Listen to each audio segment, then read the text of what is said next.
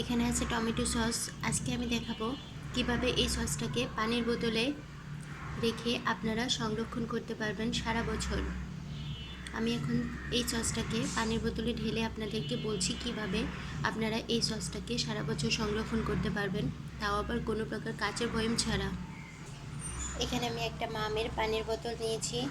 এখন আমি সসটাকে এই পানির বোতলে ঢেলে তারপরে আপনাকে একটু বলছি। দেখুন, সসটা আমি পানির বোতলে ঢেলে নিয়েছি।